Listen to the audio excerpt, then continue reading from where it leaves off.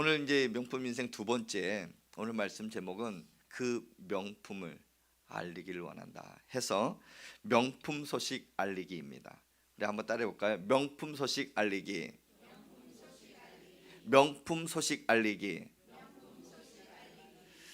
네, 이게 무슨 말인가?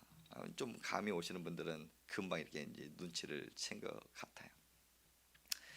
여러분, 만약에 지난주도 이제 한번 말씀드렸지만 명품이 내가 이렇게 좋은 백이라든지 골프채라든지 뭐 여러 가지 이렇게 옷이라든지 명품을 내가 이렇게 누군가에 의해서 선물을 받았다. 제일 먼저 여러분 어떨 것 같아요?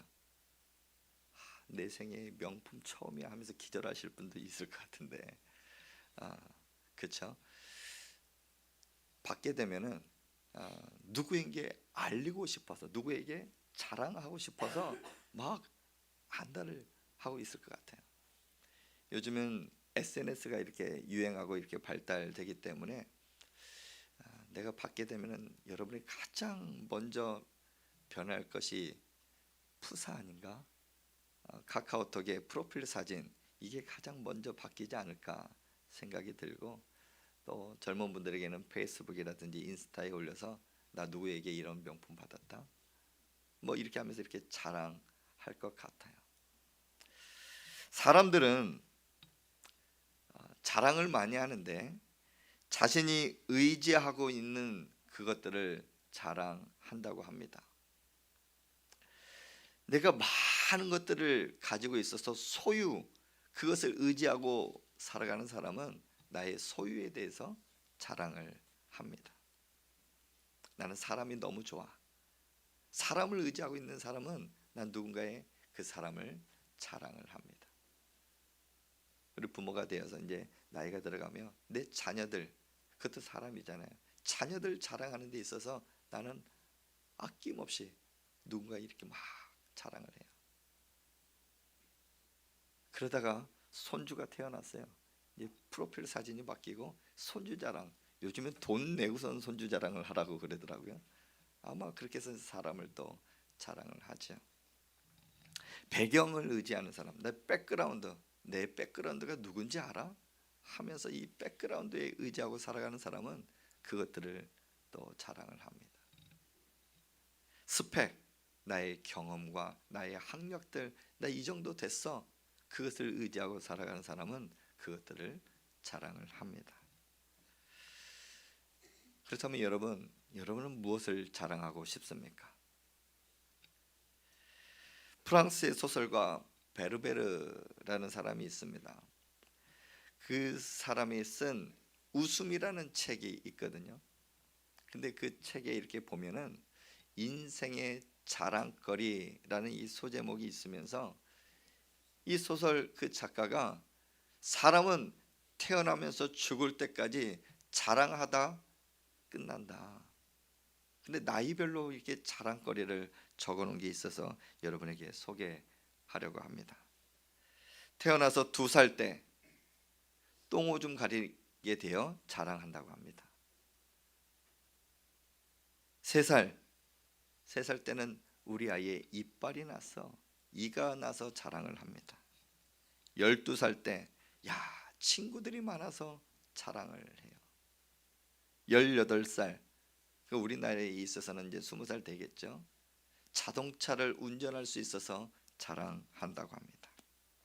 20살 되었을 때는 사랑하는 사람이 생겨서 자랑을 하고, 35살 됐을 때는 돈이 많아서 자랑을 한다고 합니다. 그런데 재밌는 사실이 있습니다. 이후 이제 35살 이후부터는 제가 이야기했던 그 자랑거리의 역순이래요. 50살이 되었을 때 돈이 많다고 자랑한다고 합니다. 60살 되었을 때는 그래도 사랑할 수 있어서 자랑하고, 70살 되었을 때는 아직까지 자동차 운전을 할 수 있어서 자랑하고, 75 되었을 땐 아직까지 내 주위에 친구들이 많아 하면서 자랑을 합니다. 80살 되었을 때 아직 이가 남아 있어서 자랑을 하고, 85 되었을 땐 똥오줌 가릴 수 있어서 자랑한다고 합니다. 그러면서 그 작가가 이렇게 썼어요. 결국 인생이란 너나 할 것 없이 똥오줌 가리는 거 배워서 자랑하다가 사는 날 동안 똥오줌 내 손으로 가리는 것으로 마감한다고 합니다. 그것이 인생이다. 참 이 이야기 한 컷에 제가 캡처해서 이게 읽는데 웃어야 될지 참 우프다라는 그 말이 맞을 것 같아요. 약간의 씁쓸한 그런 부분들이 들리게 되었어요. 그러면서 이런 생각이 듭니다. 우선 사람은 자랑하는 맛에 사는 것 같아요. 내가 무엇인가를 계속해서 자랑하고 누구에게인가 이것저것 이야기하면서 그래 이거 이 나이 때 저 나이 때 계속해서 자랑하는 것 같아요. 어려서는 어린 대로 또 나이 들면 나이 든 대로 자랑을 합니다. 사람들이 살맛이 난다고 하는 것은 무엇인가 자랑할 수 있는 것이 있기에 살맛 나는 것 같아요. 그런데 어느 순간에 내가 왜 이렇게 사나 살맛을 잃어버렸다? 그러면 자랑거리가 사라진 것과 같다라는 생각이 들었습니다. 그렇다면 여러분, 우리는 무엇을 자랑하며 살맛나게 살아갈 수 있을까요? 저는 여러분이 매일매일 하나님의 기쁨으로 살맛나는 그런 인생 되기를 주님의 이름으로 축복합니다. 살아있는 이유를 알고 오늘도 이래서 내가 살맛이 난다. 내가 일을 하다가 보면 이런저런 사람 만나지만은 저 사람도 변하네. 근데 그 사람이 이야기합니다. 당신 때문에 내가 변했어요. 어느 순간에 내가 돈을 생각지도 못한 그 돈을 내가 벌게 되었어요. 이래서 내가 열심히 살아야 되는구나. 정말 우리가 삶의 구석구석 순간순간 살맛 나는 인생 되면 얼마나 좋을까. 근데 어떻게 하면 살맛이 날까? 오늘 한 여인을 소개하려고 합니다. 이 사람도 우리와 똑같이 허물과 죄로 두려움과 죄책감과 상처 속에서 살아가고 있었는데 그 모든 문제가 해결되고 이제는 살맛 나고 명품 인생으로 변한 한 여인이 오늘 본문에 등장합니다. 그 여인은 사마리아 수가성 여인입니다. 어느 날 예수님께서 한낮에 태양빛이 쨍쨍 찌고 있는 그 시간대에 사마리아라는 그 땅을 지나가고 있었습니다. 근데 그때 물동이를 이고 우물가에 물을 길러 온 한 여인이 있었는데 그 여인이 예수님을 만나게 된 것이에요. 여러분, 사마리아라는 이 땅은 유대인이나 이스라엘 사람들이 가장 경멸하고 배척하며 거들떠보지 않는 상종하지 않는 그런 땅입니다. 왜냐하면 그 사마리아에는 이방인들 이스라엘 외 다른 민족과 결혼하여 혼합 민족으로 살아가는 혼혈인이 가장 많은 그 땅이 사마리아 땅입니다. 그래서 저 사마리아인들은 구원받지 못해 하면서 이스라엘 백성들이 그렇게 여기고 그 사람들이 나타나면 손가락질하고 수치심을 주고 배척하고 상종하지도 않는 그런 땅이었어요. 그래서 이 여인은 사람과 마주치지 않기 위해 사람 만나는 게 너무나 두려워 한낮에 사람들이 쉬고 거의 움직이지 않을 때 물동이를 치고 우물가에 나타난 것입니다. 근데 그때 예수님이 그 여인에게 말씀합니다. 여인이여, 내게 물 좀 주시오. 그랬더니 그 여인이 아니 어찌 유대인이 저에게 말을 겁니까? 어찌 저에게 물을 달라고 하십니까? 당신은 도대체 누구십니까? 예수께서 사마리아 여인에게 이렇게 말씀합니다. 요한복음 4장 10절 말씀에 이렇게 말씀하고 있어요. 내가 만일 하나님의 선물과 또 내게 물 좀 달라 하는 이가 누구인지를 알았더라면 내가 그에게 구했을 것이요 그가 생수를 내게 주었으리라. 아멘. 아직까지 사마리아 여인은 그 앞에 있는 그 한 사람 예수님에 대하여 전혀 몰랐습니다. 당신이 누구입니까? 내가 누구인지를 알았다면 너는 내게 물을 구했을 것이다. 여기에서 우물에 나오는 그 물 말고 영생의 물을 구했을 것이다. 예수님께서 그렇게 말씀하시는데 이 사마리아인은 도대체 이해가 가지 않았어요. 이런저런 이야기 나누다가 그러면 당신이 야곱보다 더 큽니까? 야곱보다 더 위대한 사람입니까? 질문을 하는 거예요. 이 사마리아인들도 구약에 내려오는 많은 구약의 인물과 선지자들에 대해서 알고 있었어요. 그리고 그 안에 메시아 사상이라 하여 그리스도 만나고 우리를 구원할 그 자를 기다리고 있었습니다. 그래서 야곱보다 더 큽니까? 라고 했더니 예수님께서 이렇게 대답을 합니다. 우리 요한복음 4장 13절 14절 같이 읽겠습니다. 시작. 이 물을 마시는 자마다 다시 목마르려니와 내가 주는 물을 마시는 자는 영원히 목마르지 아니하리니. 아멘. 조금씩 이 사마리아 여인은 예수님에 대하여 알아가고 있었어요. 정말 저런 말씀을 하는 자가 누구인가? 특별히 일반 유대인들과는 틀린 분명히 다른 사람이다. 혹시 내가 기다리고 있는 예수? 내가 기다리고 있는 메시아? 그리스도는 아닐까? 점점 궁금증에 쌓여갑니다. 근데 사마리아 여인이 질문한 거에 있어서 그 대답이 예수님의 대답은 동문서답이었어요. 내가 주는 물은 영원히 목마르지 아니한다. 아, 이분이야말로 진짜 영원토록 목마르지 않냐고 나의 목마름, 나의 갈증을 해결해 주실 나의 구원자이시구나 순간 믿게 된 것이에요.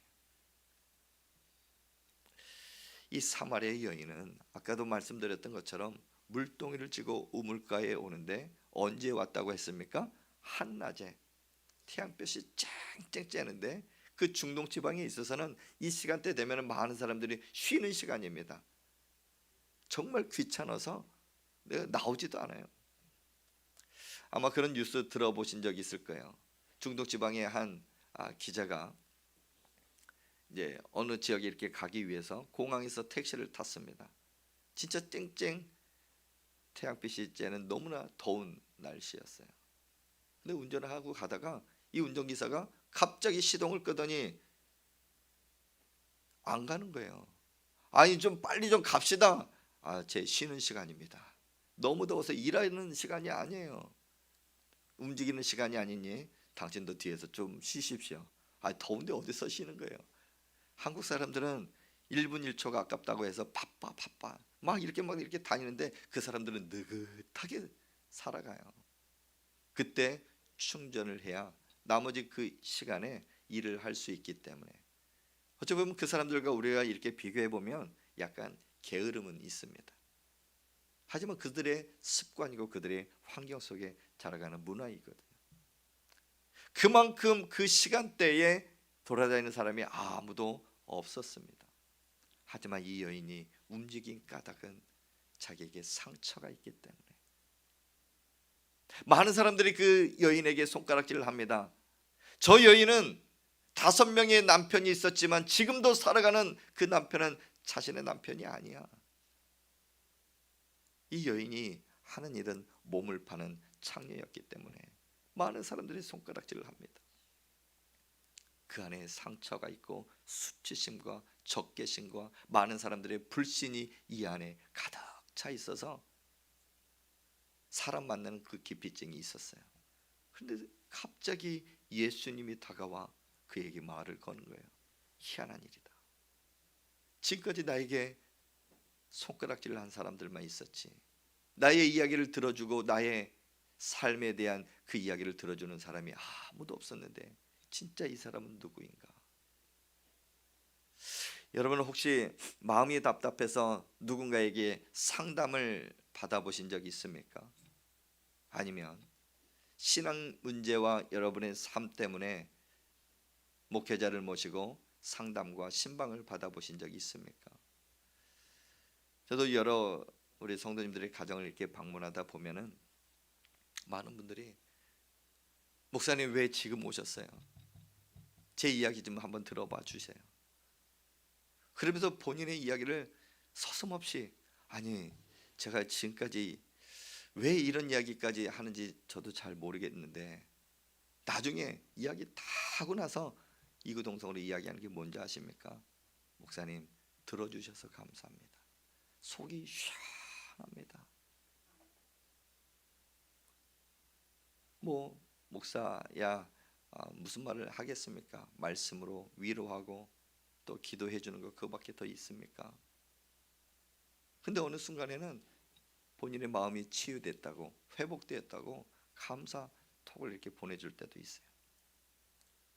이 여인이 지금 그런 상황입니다. 자신의 이야기를 한 사람도 들어주지 않고 자기를 적대시하고 공격하는 사람들만 주위에 있었는데 본인도 그렇게 느끼면서 살아가고 있었는데 예수님이 내가 주는 물은 영원히 목마르지 아니한다. 사마리아 여인이 묻습니다. 그러면 어떻게 이 영원한 물을 마실 수 있습니까? 우리 유명한 또 말씀이 있죠. 하나님은 영이시니 영과 진리로 예배할지니라. 하나님을 믿고 그분 앞에 나아가 예배를 드리면 돼. 나를 믿으면 돼. 예수님께서 그 길을 열어 주신 것입니다. 그런 여인이 예수님을 만남을 통해서 새롭게 되어지고 새로운 인생, 보배롭고 존귀한 명품 인생으로 바뀌게 된 것입니다. 어떻게 그랬을까요? 예수님을 만난 이후에. 이 여인처럼 우리도 또한 그런 지금 보배롭고 존귀한 자로 구원받은 하나님의 백성으로 하나님의 자녀로 우리가 살아가고 있음을 여러분 믿으시길 바랍니다. 그래요. 근데 그 이유가 이제 중요합니다. 예수님을 만나 자신의 모든 문제 그 안에 갈급하고 목마름이 다 해결됐어요.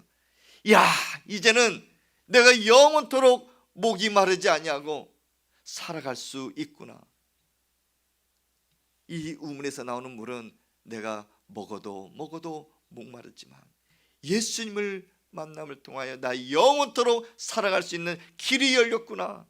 주님 감사합니다 하면서 그 이후에 이 여인이 행동했던 그 모습, 우리는 그 모습을 본받기를 원합니다. 어떤 모습이 있을까요? 첫 번째는 자, 우리 4장 28절 말씀을 함께 읽겠습니다. 4장 28절 시작. 여자가 물동이를 버려두고 동네로 들어가서 사람들에게 이르되 아멘. 자, 예수님을 만난 사마리아 여인이 첫 번째 했던 행동이 무엇일까요? 물동이를 버려두고 버린 거예요. 물동이를 버린 거예요. 이 물동이가 의미하는 것이 무엇이냐면 분명히 이 여인은 자신의 그 살아가기 위해서 물을 기르러 왔어요. 나의 육체적인 목마름을 해결하기 위해서 어떤 도구를 가져왔습니까? 물동이에요. 삶에 있어서 가장 중요한 부분일 수 있습니다. 물동이가 없으면 물을 뜰 수가 없어요. 길어 갈 수가 없어요. 살아갈 수가 없습니다. 그런데 이 여인이 물동이를 버렸다는 것은 내 삶에 더 중요한 것이 있다. 중요한 것들이 우리 삶에 너무 많잖아요. 여러분 삶에 가장 중요한 게 무엇입니까? 돈 싫어하시는 분 아무도 없지요. 돈 중요합니다. 그런데 살다 보니까 돈보다 더 중요한 게 있어요. 무엇일까요? 건강. 그래서 이런 말이 있어요. 돈을 잃어버리면 조금 잃어버렸다, 그렇게 말을 합니다. 그런데 건강 잃어버리면 많이 잃어버렸다 합니다. 근데 우리 예수 믿는 그리스도인들은 믿음을 잃어버리면 완전히 잃어버린 거예요.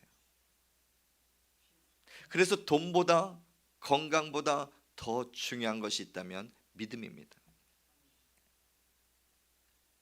이 물동이를 버렸다는 것은 여러분 돈을 버리고 건강을 다 버리고 매일매일 교회 와서 살아라 하는 그런 이야기가 아니에요.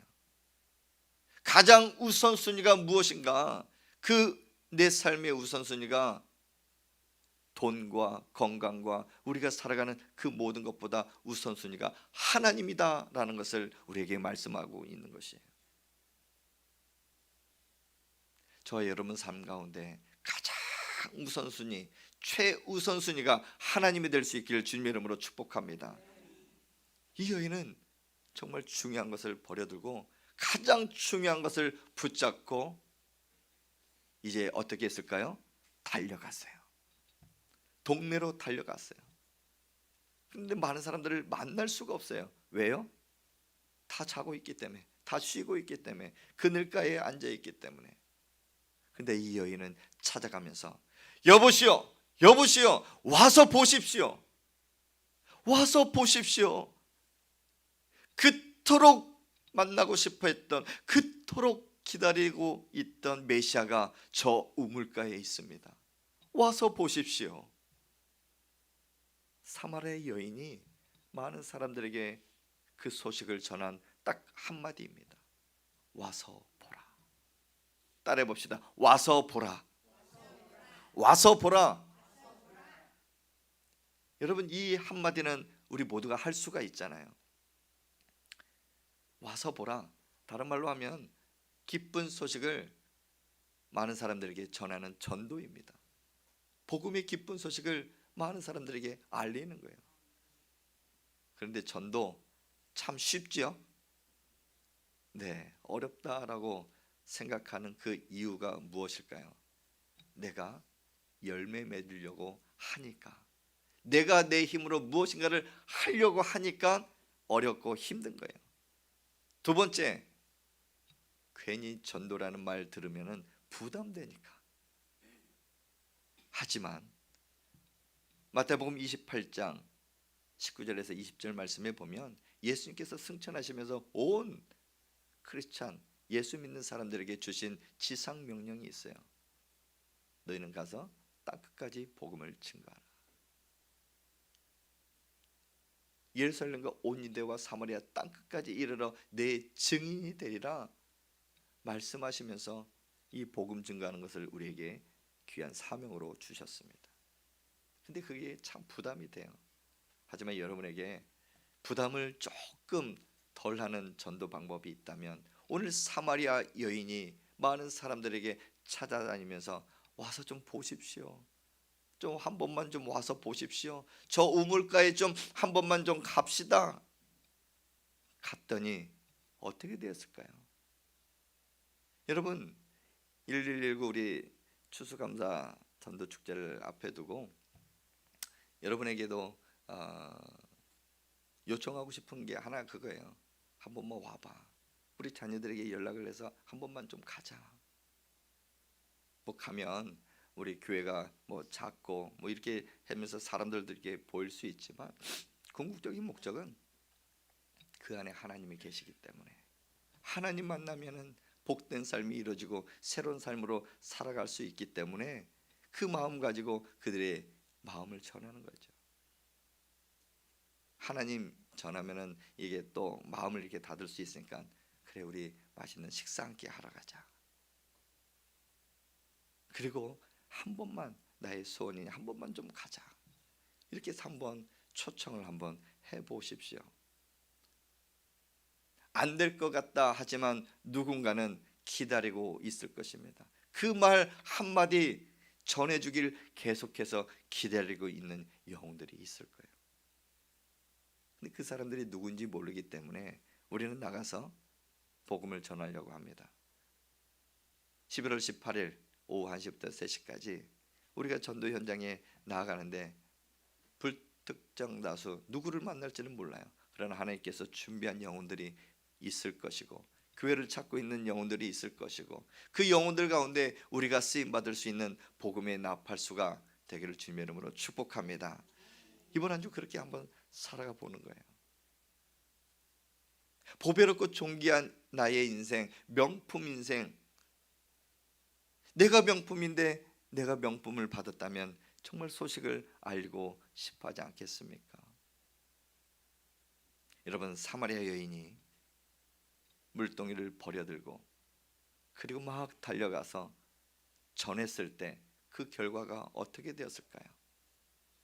4장 30절 말씀을 우리 한번 같이 읽겠습니다. 그 결과가 어떻게 됐는가? 시작.